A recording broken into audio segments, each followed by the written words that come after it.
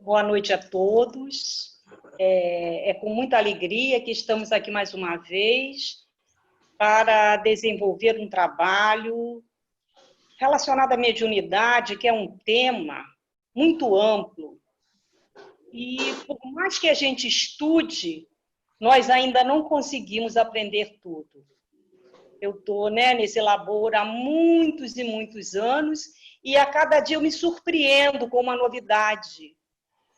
Porque, à medida que nós avançamos em conhecimentos, vamos percebendo melhor muitas situações que anos atrás não percebíamos.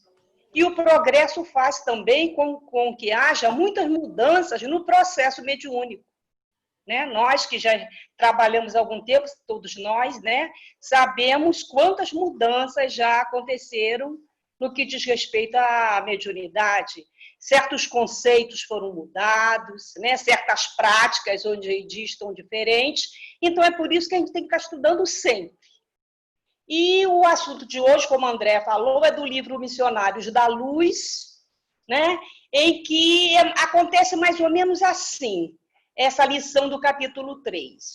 O instrutor Alexandre convida André Luiz para observar um trabalho de desenvolvimento mediúnico. Era o termo que se usava naquela época. O livro foi escrito em 1945. Hoje, ele já não colocaria mais desenvolvimento mediúnico, que nós sabemos que não é assim, Hoje em dia, nós, vamos dizer assim, aprimoramos o trabalho mediúnico. É um momento de aprimoramento, e não de desenvolvimento. E eles chegam no local onde vai acontecer a reunião e André Luiz faz uma descrição breve do local. Ele diz assim: muitos trabalhadores desencarnados que ingressaram muito antes dos encarnados. E ele observou que esses companheiros, eles realizavam um socorro magnético aos desencarnados em sofrimento que ali estavam. Então, os desencarnados já estavam sendo atendidos por uma equipe espiritual. E o Alexandre, seu instrutor, diz para ele uma coisa que eu considerei muito interessante. Os desencarnados aproveitam melhor o socorro espiritual. Quer dizer, eles aproveitam mais do que a gente. Por que será isso? Eu fiquei matutando, mas que coisa. E comecei a fazer minhas pesquisas e cheguei à conclusão seguinte: a morte acaba com a grande parte das nossas ilusões. Enquanto estamos aqui encarnados, estamos iludidos com um monte de coisas. E quando desencarnamos, aí é que nós começamos a perceber a importância de muita coisa que nós não dávamos aqui. E eu até consegui pesquisar um caso de um médium que se considerava muito importante aqui no plano espiritual. Ele achava que ele desenvolvia grandiosíssimos trabalhos. E quando ele desencarnou, ele descobre que ele era um agente das trevas, desarticulando o trabalho mediúnico da casa. Olha só que coisa interessante, Eu fiquei pensando, é uma preocupação muito grande para todos nós, que desenvolvemos esse trabalho. E ele observa a entrada dos encarnados, quer dizer, os candidatos à mediunidade, E ele observa que eles chegam assim desanimados, desiludidos, reclamando, com um monte de questionamentos, vamos dizer assim, de insatisfações em relação ao trabalho. Um deles diz assim: veremos hoje se temos boa sorte. Olha só, o que será essa boa sorte no trabalho mediúnico para esse irmão, O outro diz assim: não tenho ainda vindo com assiduidade, porque eu ando desanimado. Há tanto tempo com o lápis na mão, sem resultado algum, Parece que é até engraçado isso. Aí o outro diz assim: é pena, a dificuldade desanima. E o outro diz assim: parece que nada merecemos por parte dos benfeitores invisíveis. Então, dá para a gente perceber, nesses médiuns, a falta de conhecimento e de maturidade até para compreender o que vem a ser realmente o trabalho mediúnico. Ele estava ali esperando, pegou o lápis, que o espírito pegasse na mão dele e escrevesse, né? Então, eles se achavam o quê? Desmerecidos pelos benfeitores espirituais, porque não usavam ele como médium. Umas situações assim, né? Bem esquisitas. E Alexandre diz para André Luiz o seguinte: toda edificação da alma requer disciplina, educação, esforço e perseverança. Aí, mais adiante, a mediunidade é orgânica, mas o espírito é quem dará o direcionamento. Claro, nós sabemos que a mediunidade ela é orgânica, todos nós, né, temos, né, esse potencial. Só que nós é que damos o direcionamento à nossa mediunidade. Podemos ir por um lado e por outro.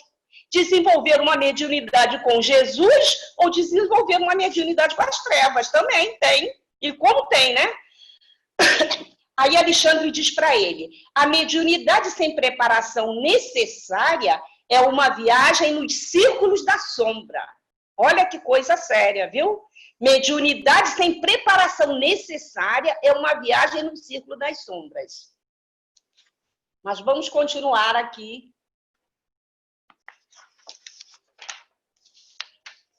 Então, nesse momento, Alexandre convida André Luiz para uma observação minuciosa nos médiuns presentes. Tipo assim, um raio-x dos médiuns, onde André Luiz via por dentro tudo que estava acontecendo com ele em seus aparelhos, né, orgânicos.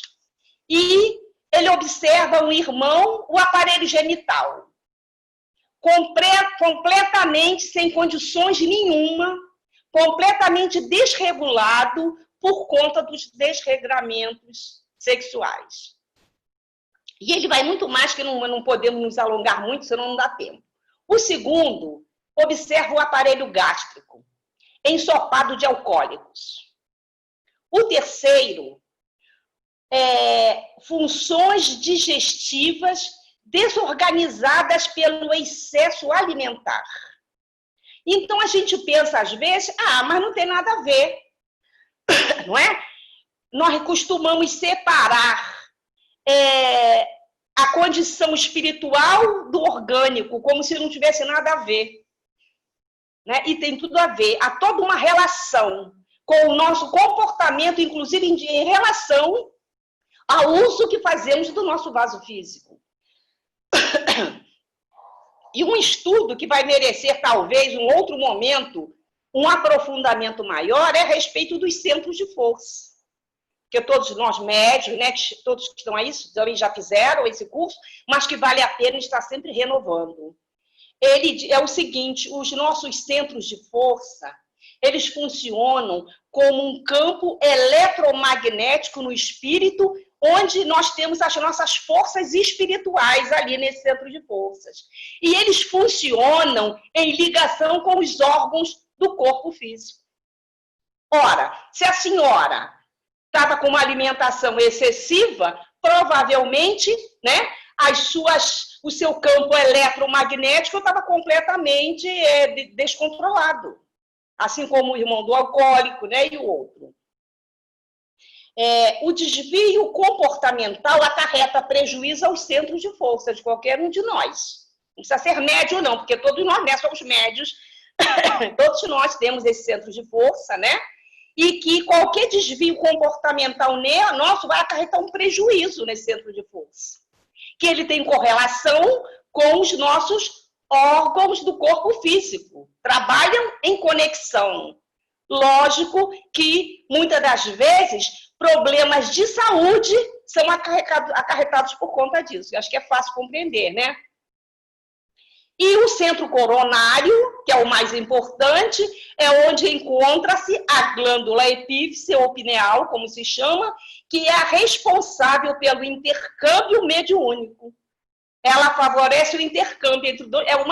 É como se fosse uma válvula, é uma antena que captasse as energias do plano espiritual. Então, um médium desse, ele estava com seus centros de força todos descontrolados. Que tipo de mediunidade que eles poderiam desenvolver? Nenhuma, né? E Kardec, lá no livro dos médiuns, ele diz o seguinte: o trabalho mediúnico exige a pureza de intenção. Fiquei pensando muito nisso. Pureza de intenção. Qual é o motivo que nos leva ao trabalho mediúnico? Eu fiquei pensando nisso e eu voltei no passado. No meu tempo de jovem, eu achava lindo o trabalho mediúnico, eu adorava as obras mediúnicas, né, do Chico, né, e eu achava aquilo tão lindo, e eu pensava que desenvolver mediunidade, nós teríamos a oportunidade de fazer um trabalho grandioso, como faz o Chico Xavier. Né? Eu era jovenzinha, menininha, mas tinha uma amiga no grupo que era mais amadurecida, por ter até um pouco mais de idade, mais conhecimento. Ela me chamou a atenção. Não, minha filha, não é isso não. Você está pensando, é com essa intenção que você está pensando em participar do grupo mediúnico? Não, né? Aí ela me deu todas as explicações necessárias, que eu não vou poder dar aqui, que me fez realmente, né, cair em si e eu perceber que não era nada daquilo. Então, eu acho que é isso que o Kardec fala, né? O trabalho mediúnico exige a pureza de intenções. Uma pessoa imatura, de repente, busca o trabalho mediúnico com motivos frívolos, né? Com ilusões, tolices. E ele diz mais, continuando Kardec, no livro dos médiuns: o desejo na prática do bem ao próximo é o motivo principal do desenvolvimento mediúnico, e não o desejo da prática própria do bem. Porque muitos de nós vamos procurar, né, o nosso bem-estar através do trabalho mediúnico. Eu acho que hoje em dia não acontece mais isso, não. Mas no passado acontecia muito. Se as pessoas chegassem numa casa espírita com qualquer problema psíquico, com descontrole emocional, isso se resolve desenvolvendo mediunidade. E a pessoa, às vezes, não tinha nada de mediunidade. Ela precisava de um tratamento psicológico, psiquiatra, neurológico. Lá ia a pessoa desenvolver mediunidade para resolver o seu problema. Ela não estava ali com o objetivo de desenvolver uma mediunidade em benefício do próximo, porque a mediunidade é para isso. Não é para resolver nossos problemas.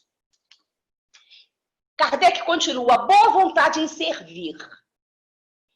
Eu já ouvi algumas frases desse tipo. Eu vou para o trabalho mediúnico para não acontecer coisa pior comigo, porque a vida dela está toda destrambelhada e lá, desenvolvendo mediunidade, ela se previne de males maiores. Se eu não for, pode acontecer uma desgraça na minha vida. E nós já ouvimos muito e muito isso. Quem sair do trabalho mediúnico, pode acontecer uma desgraça na sua vida. Olha só que coisa engraçada. Isso parece até aquelas histórias do bicho-papão, não é? Então, com isso, o que acontecia? No passado, agora não acontece mais não. A pessoa não saía do trabalho mediúnico porque tinha medo. Se eu sair agora, eu estou perdida. Eu tenho que ficar aqui, né? Ela não entendia, porque naquele momento percebia-se que trabalho mediúnico era só aquele, na mesa mediúnica ali, não tinha mais nada, era aquilo. E aquilo era para beneficiar a pessoa, e não para ela prestar benefício ao próximo. Aí Emmanuel, lá no livro da Esperança, ele diz o seguinte: em matéria de mediunidade, o fenômeno é suplemento. Eu achei isso extraordinário. Em matéria de mediunidade, o fenômeno, a mediunidade, o fenômeno é suplemento. Apenas um complemento. O que ele quis dizer? Que mediunidade é muito mais que isso. É muito mais do que o fenômeno. O fenômeno é um complemento apenas. E o trabalho maior, ele coloca, que independe do fenômeno. Independe do fenômeno. Às vezes, aquele médium com menos capacidade de intercâmbio mediúnico, às vezes é o que mais colabora na reunião. Às vezes, aquele que nem consegue esse intercâmbio, mas que está lá dando um apoio, ele às vezes colabora muito mais do que aquele que está participando do fenômeno. Mas vamos continuar vendo por quê. Diz Emmanuel: Mediunidade é auto-identificação com tudo que é divino. Mediunidade é auto-identificação com tudo que é divino. É a comunhão com o alto. Qualquer pessoa que consiga essa auto-identificação com as coisas divinas e que consegue fazer esse intercâmbio com o alto em qualquer situação da sua vida, ela é um médium. Ela é um médium, porque todos nós somos acessíveis da influência dos espíritos. Se nós buscamos coisas boas, a nossa intenção é boa, nós queremos ajudar alguém de alguma forma, e buscamos esse amparo, nós vamos conseguir ajudar, independente do fenômeno mediúnico. E pensando nisso, eu fui lá no livro dos médiuns, que ele diz o seguinte, no capítulo 15, 183. A pergunta que Kardec faz é o seguinte: um autor, um pintor, um músico, poderiam, nos momentos de inspiração, ser considerados médiuns? E a resposta é essa: sim. Porquanto, nesses momentos, a alma torna-se mais livre e recobra uma parte das suas faculdades espirituais e recebe mais facilmente a comunicação dos espíritos que o inspiram. Agora, aqui, nós entendemos o seguinte: essa inspiração estará de acordo com a sua intenção de trabalho. Ele está desenvolvendo uma boa obra, o seu trabalho está vinculado ao bem, uma obra que possa realmente trazer benefícios, engrandecimento cultural, intelectual, moral, seja lá o que for, para a humanidade, ele vai receber uma boa inspiração. Agora, se a intenção for outra, ao contrário, nós já nem precisamos nem falar, né, que inspiração ele vai ter. Aí eu me lembrei do autor do livro Fernão Capelo Gaivota, o Richard sei lá, não sei pronunciar o nome dele, não. Ele conta numa entrevista que ele estava meditando, buscando saber quem ele era. Então, ele fez aquele mergulho profundo dentro dele para saber quem ele era realmente. E, nesse instante, ele disse que apareceu como num filme uma história, onde apresentavam imagens e ações, como num filme na frente dele. E ele foi acompanhando aquele filme. Quando chegou num determinado momento, parou. Não concluiu o filme. E ele ficou por ali. Ele escreveu tudo aquilo que foi passado para ele, mas não teve como concluir a obra. 8 anos depois, ele sonha com o restante da história. Aí foi quando ele escreveu o livro Fernão Capelo Gaivota, que é uma obra extraordinária, que eu acredito, né? A maioria dos educadores geralmente leem, né, indicam esses livros, e eu indico aqui também. Quem quiser ler, é um livro fabuloso, extraordinário, que faz uma mensagem de autossuperação incrível. É uma obra mediúnica, não é? E numa outra entrevista ele falou que quando ele datilografava, né, porque naquele tempo era na máquina de escrever, o livro, o ambiente onde ele estava enchia-se de um perfume, que ele não entendia por quê. Então, foi uma obra, realmente, aquilo ali foi uma psicografia, uma obra mediúnica, né?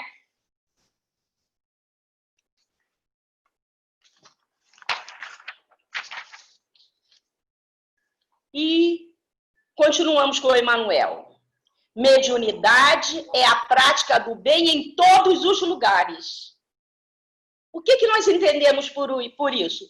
A prática do bem em todos os lugares. Então, em qualquer lugar que estejamos, se a nossa intenção for fazer o bem e nos movimentamos para isso, ali está sendo realizado um trabalho mediúnico, porque sempre nós somos secundados pelos espíritos de acordo com as nossas intenções.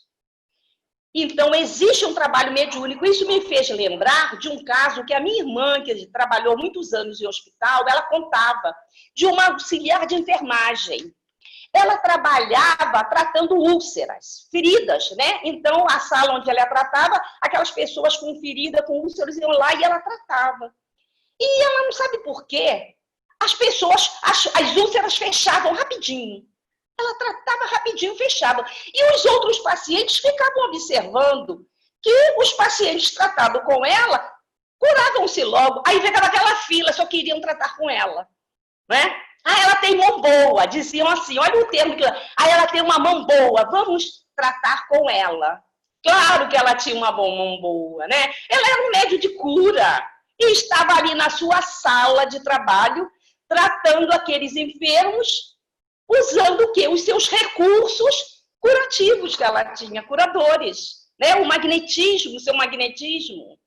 Então, ela não precisava estar lá, dentro do centro, fazendo aquele trabalho. Ela fazia ali muito bem, né? Naquele local.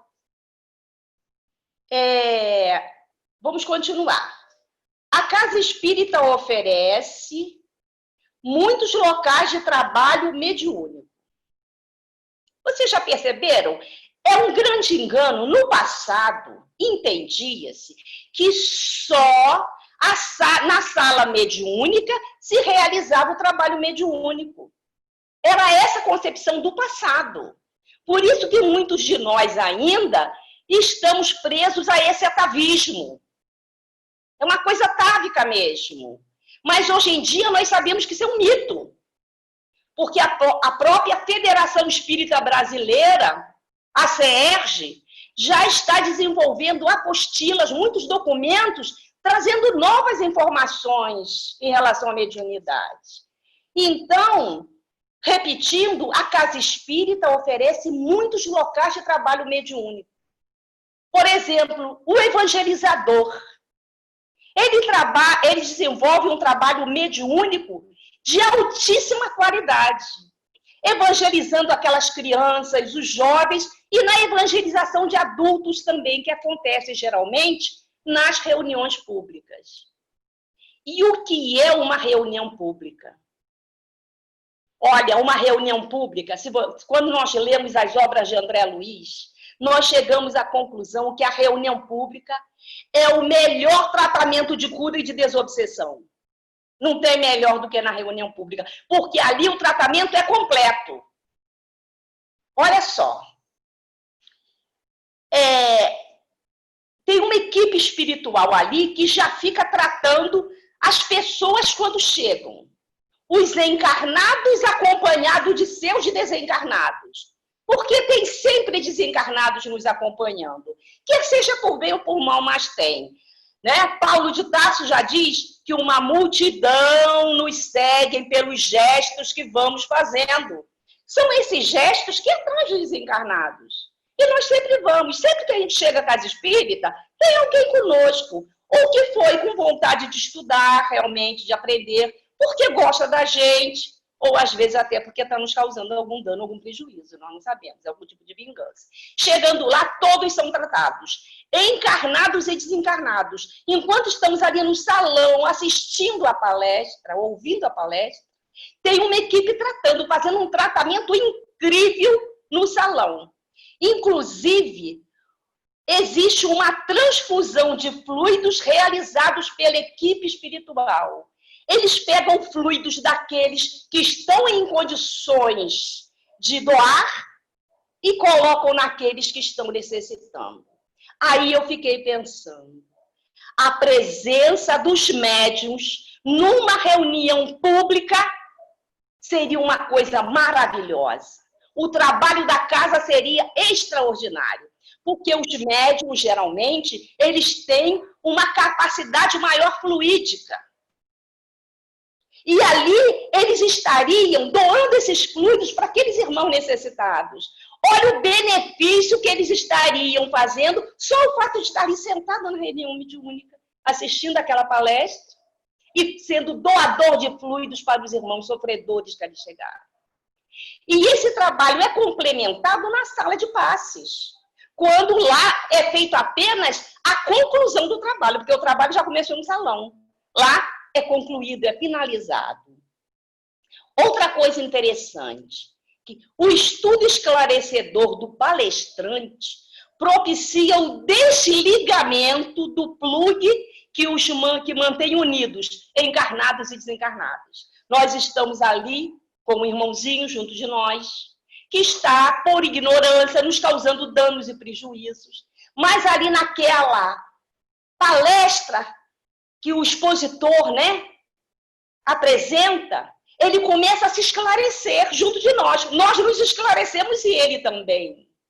De repente, não há mais aquela ligação prejudicial. Ele pode até continuar junto de nós, mas não mais nos prejudicando, porque agora ele já está esclarecido. No passado, expulsava-se os espíritos considerados obsessores, né? Botava para correr da reunião. E alguns irmãos de outras seitas ainda usam esse método. Não é para expulsar os irmãozinhos, não, nem para maltratar. É para tratar eles com amor e carinho e com humanidade, porque são irmãos sofredores como de nós, e que tiveram a oportunidade de chegar ali para serem amparados. Então, tanto que no passado usava-se o termo doutrinar os espíritos. Hoje em dia ninguém doutrina mais, né? Evangeliza-se esses espíritos. Eles estão ali para serem evangelizados. E a reunião pública oferece esse serviço. E até de boa qualidade, porque geralmente são convidados para reuniões públicas pessoas que estão em condições de fazer um trabalho realmente de evangelização. Daí a nossa responsabilidade com aquelas pessoas que nós vamos colocar lá dentro da nossa casa espírita, nas reuniões públicas, para evangelizar aqueles encarnados e desencarnados que ali chegaram. Tem que ser um trabalho de muita qualidade. Não é tão simples, não. A reunião pública, ela não é vamos dizer assim, um curso de palestrante, não. O curso de palestrante é fora. Ali não. Quem vai para ali tem que realmente ter, né, a maturidade suficiente e o conhecimento doutrinário para evangelizar aqueles irmãos. Porque o trabalho principal que acontece ali é a evangelização de encarnados e desencarnados. Diz Sueli Caldas-Schubert, se a função do médium é a prática da caridade, ela não pode ficar restrita à reunião mediúnica, claro, né? A caridade é a função principal. Quem busca a mediunidade sabe que o objetivo ali é a caridade. Então, ela tem que promover essa caridade de todos os meios possíveis. Então, ela diz ainda, o médium fortalece-se na prática do bem e quanto maior for a sua participação nas atividades da casa, mais fortalecido ficará. Então, o médium que participa só ali no trabalho mediúnico semanal, ele está enfraquecido, ele está perdendo a oportunidade de se fortalecer junto às outras práticas que a casa oferece. Porque a casa espírita oferece muitos trabalhos mediúnicos, sim, mediúnicos. Qualquer trabalho, o trabalho que desenvolve na assistência social é um trabalho mediúnico? É um trabalho mediúnico, porque está levando para todos aqueles, né, que buscam a casa por suas necessidades, às vezes só materiais, mas que eles saem dali ganhando muito. Que eles ganham muito mais além do que aquele auxílio material. Então, é um trabalho grandiosíssimo que precisa, sim, de ter muita responsabilidade por parte de quem administra esse trabalho. E o médium que tiver a oportunidade de estar também lá junto a esse trabalho, ele está o quê? Ele está fortalecendo-se mediunicamente. Participando das reuniões públicas, está se fortalecendo dos estudos da casa, dos cursos que a casa oferece, tudo isso. Quanto mais ele puder participar de tudo que a casa oferece, mais fortalecido eles estarão e teremos um grupo mediúnico muito mais capacitado para o trabalho. Nós temos, eu vou apresentar para vocês esse livro aqui. Qualidade na prática mediúnica. Acredito que muitos conhecem, talvez já tenha até sido trabalhado nas nossas reuniões de mediunidade. Esse trabalho é o seguinte, é um projeto que é realizado lá na Bahia, que recebeu o nome de Manuel Filomeno de Miranda. Esse projeto, ele tem como sede o Centro Espírita Caminho de Redenção, do Divaldo, lá em Salvador, né? E lá eles desenvolvem seminários, cursos, encontros, envolvendo várias casas ali de Salvador, da Bahia, que participam desse projeto. Esse livro é interessantíssimo, ele é maravilhoso, e eu vou apresentar para vocês. A terceira parte dele é o seguinte: foram perguntas que foram feitas a Divaldo, e num seminário. E Divaldo é o seguinte: a pergunta foi a seguinte para o Divaldo. Recentemente, Joana de Ângeles apresentou uma proposta de responsabilidade para o Centro Espírita, baseada numa trilogia: espiritizar, qualificar e humanizar. Será possível resumir a proposta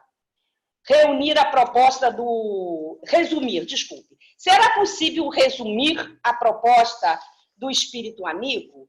Aí Divaldo responde a eles o seguinte: espiritizar, na proposta de Joana de Ângeles, é atrair a pessoa que apenas frequenta para que se torne praticante, permitindo-se que o espiritismo entre nela. Não apenas entrar no espiritismo. A gente entra no espiritismo, mas não permite que o espiritismo entre na gente, é o contrário.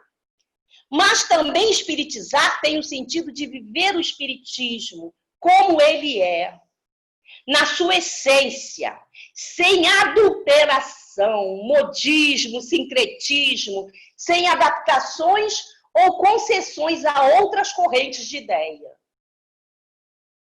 Aí ele responde o que é qualificar. Qualificar é para que se tornem espíritas. Para que nos tornemos espíritas, deveremos adotar a qualidade de uma pessoa de consciência. A pessoa de consciência. O que será isso, uma pessoa de consciência? Aquela que está consciente daquilo que está fazendo. Se não estamos conscientes, nós temos que aprimorar nossos conhecimentos e buscar as verdades, para não acontecer, como ele falou antes, né? Inventarmos modismo para a doutrina espírita, coisas que não se enquadram na doutrina. Buscar a qualificação é saber realmente o que o espiritismo o que é o espiritismo. Primeiro, o que é o espiritismo? Procurar melhorar as qualidades morais, sociais, familiares e funcionais, e as de trabalhadores da casa espírita. Humanizar, ele responde. Humanizar representa o sentimento de humanidade, de caridade. Despersonalizar-se, ele usa esse termo, despersonalizar, libertando-se do ego e colocando-se no lugar do outro, para o ajudar com prazer e com alegria. E, mais adiante, outra pergunta. E como devemos aplicar a trilogia de Joana de Ângeles nas questões da prática mediúnica? Aí ele coloca: espiritizar, porque prática mediúnica espírita é para espíritas convictos, integrados na casa espírita. Não é para curiosos, muito menos para os amadores de comunicações, interessados não somente em fenômenos. Prática mediúnica espírita é para os verdadeiros espíritas, interessados em espiritizar-se cada vez mais. Qualificar. As comunicações do além-túmulo cercam-se de maiores dificuldades do que geralmente se crê. Não estão isentas de inconvenientes e perigos para os que não têm a necessária experiência. A quem se mete a fazer manipulações químicas sem conhecer, acaba-se queimando. Andréia pode dizer que isso é verdade, né, Andréia? Vai lá se inventar fazer uma manipulação química, vai se queimar. Assim ele quis dizer, né? A qualificação, né? Vai tentar fazer espiritismo sem ter qualificação, que você vai sair dali prejudicado. E humanizar porque exige do candidato já adepto, além de uma base intelectual, uma preparação emocional para o serviço de cooperação com os espíritos. Trabalho esse que tem por objetivo o homem, a sua transformação moral e da humanidade, a sua conversão ao bem através da crença e do amor. A falta de critérios tem conduzido a desastres alguns experimentos mediúnicos.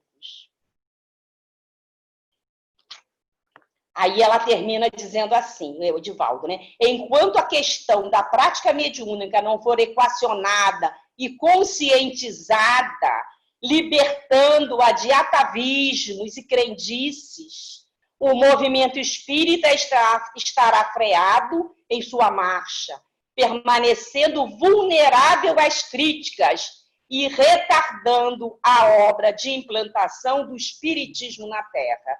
Então, gente, diante disso, eu coloquei minha viola no saco, porque ser espírita é muito difícil. Ser médium é dificílimo. Então, nós temos que estar conscientes realmente do trabalho que deve ser desenvolvido numa casa espírita. Nenhum trabalho acontece sem a preparação necessária. É por isso que a CERJ promove cursos, promove seminários, encontros. Para quê? Para preparar os trabalhadores da casa espírita para executarem um trabalho consciente. Porque muitas das vezes nós não estamos conscientes do que estamos fazendo e estamos o quê? Estamos lá, eu estou lá trabalhando pela causa espírita? Não, eu estou prejudicando a causa espírita. Isso é muito sério. Precisamos pensar muito nisso, né? Então, nós vamos agora... Vamos agora ver aquelas imagens, André, que eu te pedi. Você vai colocando uma a uma e eu vou contando a história dessas imagens. Tá bom. Isso foi um trabalho realizado lá no centro de Manaus, onde o nosso amigo Emerson trabalha, e ele faz parte de uma equipe, e eles foram visitar uma comunidade que fica lá no Alto Solimões. O nome da comunidade é essa, Comunidade Teresina 3. É uma comunidade, praticamente as pessoas que vivem ali são os nativos, pessoas que vivem praticamente da caça, da pesca, né, e da agricultura, de um modo geral, sem vamos dizer assim, conhecimentos acadêmicos, e que ele encontrou lá um trabalho mediúnico de alta qualidade, que atende a todos esses requisitos que nós comentamos aqui, o que eu achei interessante. E ele diz lá o seguinte, lá ele começou nesse aqui é o centro que eles chamam, lá eles dão o nome de Seara Espírita, é o nome que eles usam. Essa foi a Seara Espírita. Ela foi fundada na década de 40 por uma senhora, um casal, Dona Nisita e o senhor Pedro. Eles fundaram essa comunidade, eles eram do Pará e foram para lá, eles eram comerciantes e fundaram, ela era espírita, eles eram espíritas, ela era médium, fundaram essa comunidade que deram o nome de Paz, Luz e Harmonia.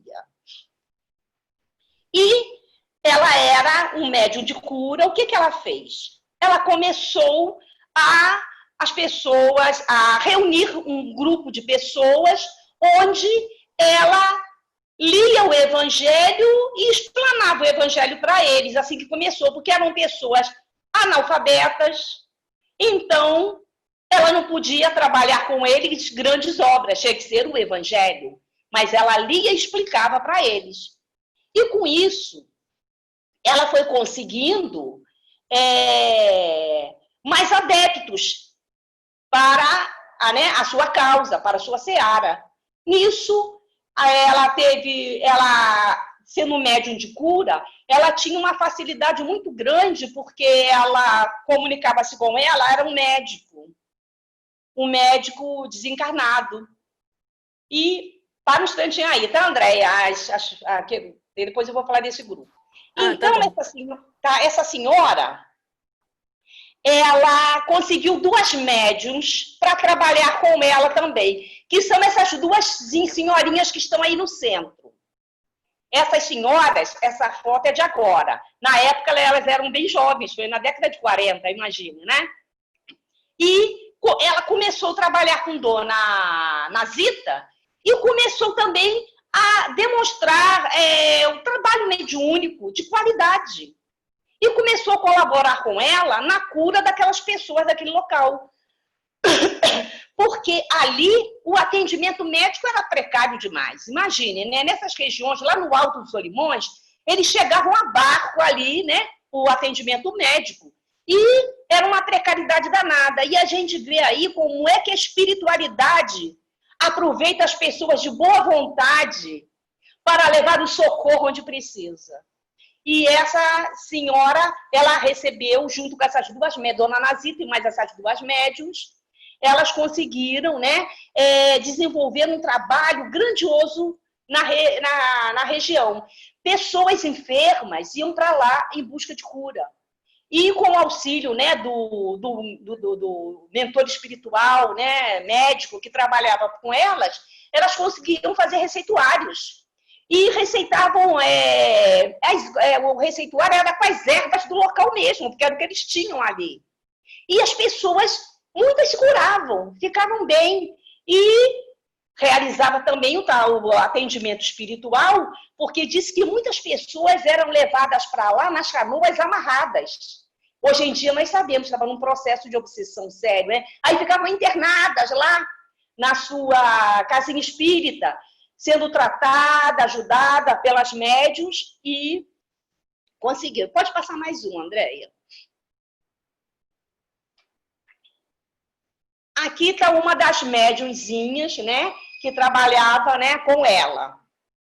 Essas 2 médiuns, uma delas era a Dona Francisca e a outra era a Dona Alcineia. Mas só que chegou o momento em que a Dona Nazita desencarnou. Então, o trabalho continuou com o esforço da Nazita e essas médiuns que já, né, tinham sido preparadas por Dona Nazita. E fizeram uma pergunta a elas, mas aí como é que ficou o esclarecimento? O esclarecimento ficou por conta de um auxiliar de Dona Nazita que ficou conosco, né, nos ensinando o Evangelho e as orientações que nós recebíamos dos próprios mentores espirituais que se comunicavam através de nós. Eles nos davam todas as orientações, tudo que devíamos fazer, como devíamos proceder. Olha que coisa interessante, né? Quer dizer, você vê a necessidade, o que faz a necessidade de um lugar. E passa mais, Andréia. Peraí. Deixa eu voltar. Aí o nome do centro, né? Passa aí um instantinho. Volta um pouquinho. Aqui está a fotografia com o nome do centro, a anterior, Andréia, que é a foto de Dona Nazida do seu Pedro, que foram os fundadores da casa, aquela foto anterior. Essa aqui, ó, Paz, Luz e Harmonia, era o nome da casa espírita. E Dona Nazita e seu Pedro foram os fundadores da casa. Tá? Hoje em dia, seu Pedro também já está desencarnado. E as 2 senhoras, Dona Francisca e Dona Alcineia, é quem dão continuidade ao trabalho. Pode avançar, Andréia. Aqui nós temos, né, eles estão fazendo uma entrevista, né, com essa senhora, vai mais além. Agora já é o vídeo. É o vídeo, né? Será que dá para ouvir o vídeo? Tem os 2 vídeos. Você quer o primeiro da entrevista? Dá para ouvir direitinho? Vamos ver. Esse aqui é um... Esse aqui. Espera, só um instantinho que eu tenho que compartilhar com...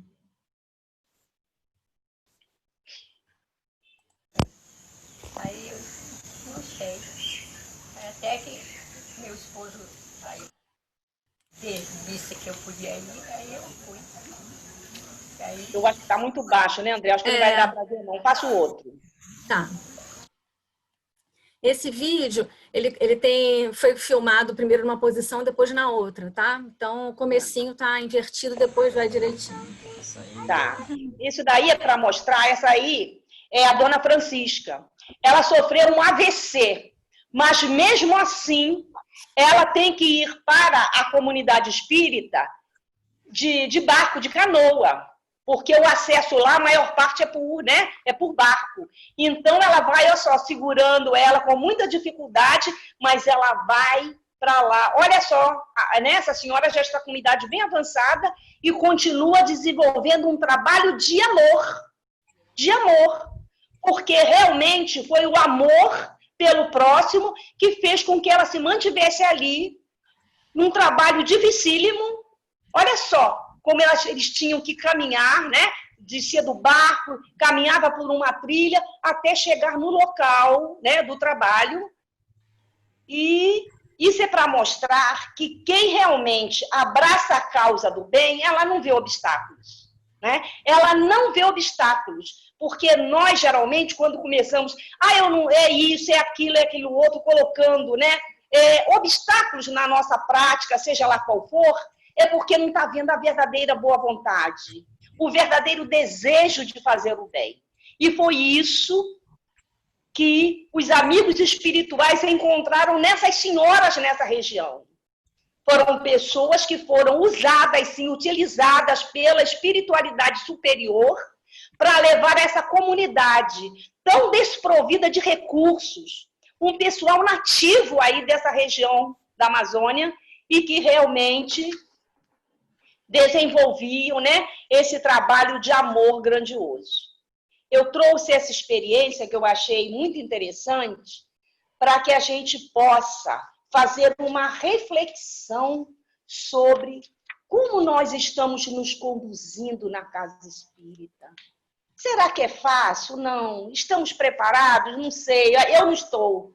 Eu confesso que eu ainda não estou preparado para desenvolver um trabalho na altura daquilo que tem que ser feito. De acordo, né, com essas orientações que a gente recebe, eu me vejo ainda muito mais aquém. Então, eu acho que esse momento é uma hora de reflexão para todos nós, trabalhadores da casa espírita, e não somos médios, porque todos nós somos médios. Dirigindo uma reunião pública, você é um médium. Realizando uma palestra pública, você é médium.